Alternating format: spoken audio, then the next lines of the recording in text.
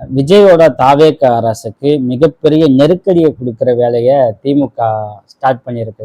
ஏன்னா ரிசல்ட் வந்த அப்பயே தாவேக ஆட்சி அமைச்சிடக்கூடாது அப்படிங்கிற மிகப்பெரிய முனைப்பாடை திமுக கையில் எடுத்துச்சு. ஸ்டாலினை தவிர இரண்டாம் கட்ட தலைவர்கள் பலரும் அதற்கான செயல் திட்டங்களில் ஈடுபட்டாங்க. அதுல ஒண்ணுதான் டிஎம்கே ஏடிஎம்கே அலையன்ஸ் அப்படிங்கிறதும், இல்லை திருமாவளவனை சிஎம் கேண்டிடேட்டா வச்சு ஏடிஎம்கே அண்ட் டிஎம்கே சப்போர்ட் பண்றது அப்படின்ட்டு பல விஷயங்கள் இந்த கூட்டணிகள். ஆனா அதுக்கு கம்யூனிஸ்ட்ல இருந்து காங்கிரஸ்ல இருந்து எல்லாருமே சப்போர்ட் பண்ணணும். வெறும் திமுக அதிமுக மட்டுமே சப்போர்ட் பண்ணா அது நடக்காது.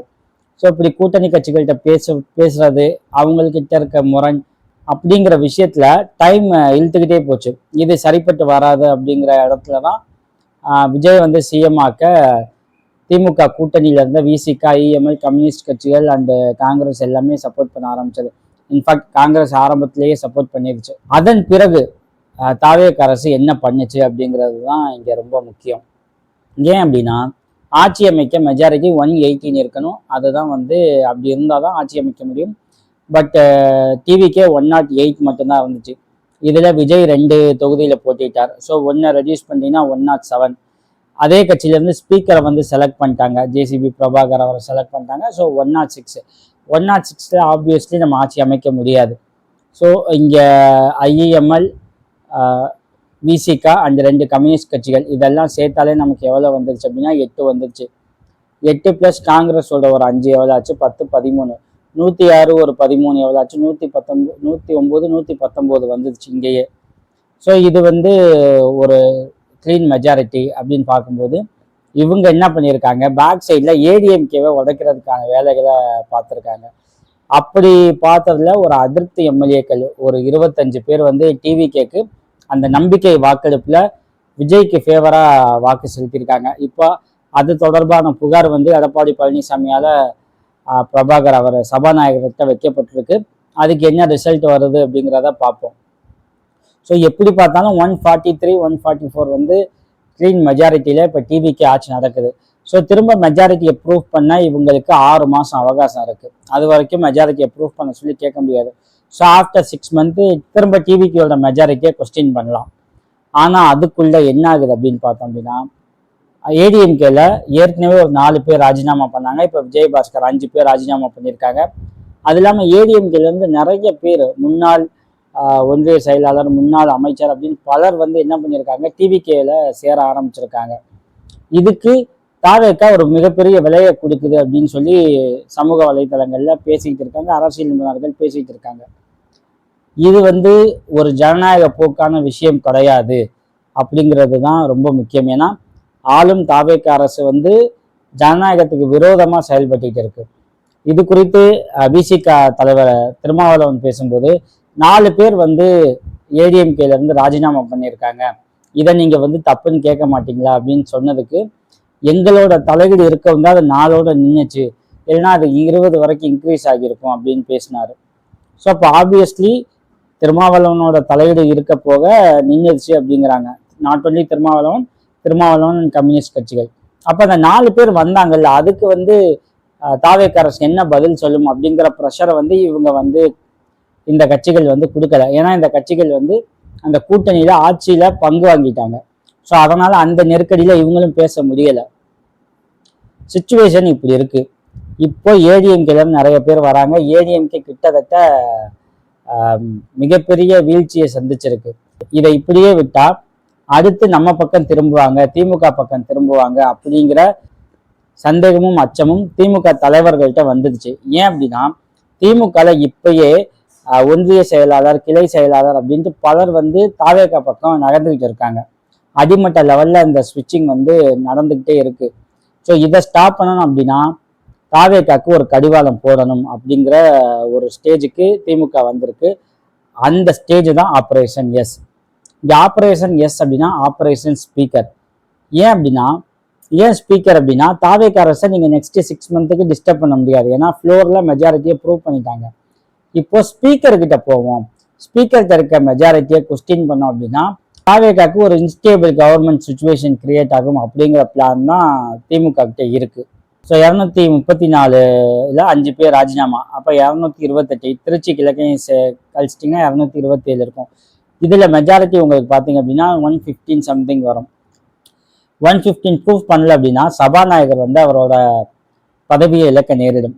பட் ஆப்வியஸ்லி இங்கே என்ன இருக்குது அப்படின்னா 106 தாவேகா கிட்ட மட்டும் இருக்குது. அது இல்லாமல் கூட்டணி கட்சிகளோட சப்போர்ட் இருந்துச்சு அப்படின்னாலே அவங்களுக்கு வந்து 119 அந்த ரேஞ்ச் வந்துடும். ஸோ இங்கே ஸ்பீக்கருக்கு மெஜாரிட்டி இருக்க தான் செய்யுது. இந்த டைமிங்கில் ஸ்பீக்கரை வந்து கொஸ்டின் பண்ண முடியாது. கூட்டணி கட்சிகள் திமுக பேச்சை இனி கேட்காது. ஏன் அப்படின்னா அவங்க வந்து திமுகவை வீக்கெண்ட் பண்ணுற ஒர்க்கை வந்து ஆல்ரெடி ஸ்டார்ட் பண்ணிட்டாங்க.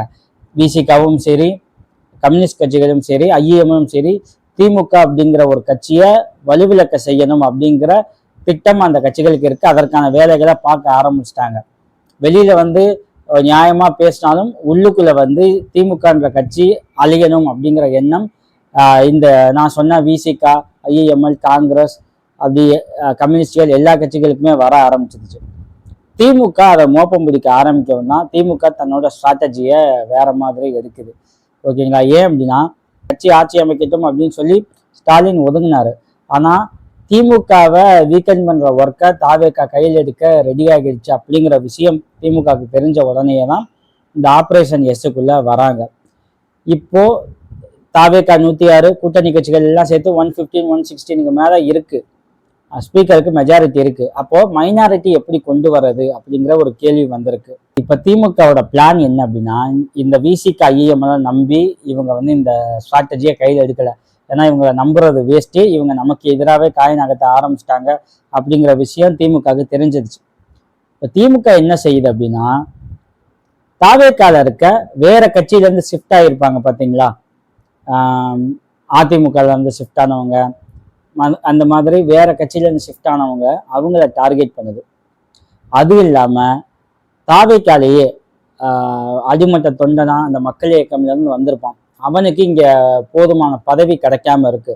ஏன்னா விஜய் என்ன பண்ணியிருக்காரு அப்படின்னா வேற கட்சியில இருந்த வந்தவங்களுக்கு மினிஸ்டர் போஸ்ட் கொடுத்துருக்காரு. விஜய் வச்ச குற்றச்சாட்டு என்ன அப்படின்னா திமுகல போஸ்டர் ஒட்டிக்கிட்டே இருக்கான், ஆனால் அவங்க ஃபேமிலி இல்லை வேற கட்சியில இருந்து வந்தவங்க இவங்களுக்கு தான் வந்து மந்திரி பதவி கிடைக்குது, கட்சி பதவி இருக்கு, ஆனால் போஸ்டர் ஒட்டினவன் அதே ஸ்டேஜில் இருக்கான் அப்படிங்கிற குற்றச்சாட்டை திமுக மேலே வச்சாங்க. தாவேக்காவும் வச்சது. இப்போ தாவேக்கா என்ன பண்ணுது அப்படின்னா அதே தப்பு தான் பண்ணுது. அவன் மக்கள் இயக்கமாக ரசிகர் மன்றமாக இருந்தப்போ விஜய்க்காக போஸ்டர் ஒட்டியிருப்பான், கொடி கட்டியிருப்பான். அவனுக்கு பதவிகள் போகாமல் வேற கட்சியிலேருந்து ஷிஃப்ட் ஆனவங்க ஒரு பெரிய டிமாண்டோட வந்தவங்களுக்கு இங்கே மினிஸ்டர் பதவி கிடைக்குது, மாவட்ட செயலாளர் பதவி கிடைக்குது. ஸோ அப்போ அந்த கோபம் வந்து இந்த மக்கள் இயக்கத்தை சார்ந்த நிறைய பேர்த்துக்கு இருக்குது. ஓகேங்களா? அவங்கெல்லாம் சிலர் எம்எல்ஏவாகவும் இருக்காங்க, எம்எல்ஏவாக இருக்கும், ஆனால் மாவட்ட செயலாளர் அந்தஸ்து இல்லை, மந்திரியாக வர முடியல. இப்போ வேற கட்சியிலேருந்து ஷிஃப்ட் ஆனவங்களாம் இங்கே மினிஸ்டராக இருக்காங்க அப்படிங்கிற ஒரு கோபம் இருக்குது. ஸோ அந்த மாதிரியான ஆட்களும் அதிமுக போன்ற கட்சிகள்லேருந்து தாவன ஆட்களும் அவங்களுக்கு போதுமான சப்போர்ட் இல்லாமல் போதுமான வளர்ச்சி இல்லாமல் இருக்க ஆட்கள் இவங்களை எல்லாத்தையும் கிட்டத்தட்ட ஒரு 15லேருந்து 20 மெம்பர்ஸை வந்து டிஎம்கே டார்கெட் பண்ணி அவங்களோட பேச்சுவார்த்தை நடத்திக்கிட்டு இருக்கு.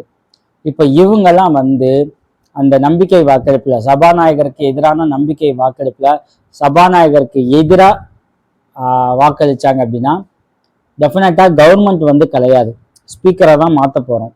ஆனால் என்ன ஆகும் அப்படின்னா ஒரு ஸ்டேபிளான கவர்மெண்ட்டாக இது இல்லை.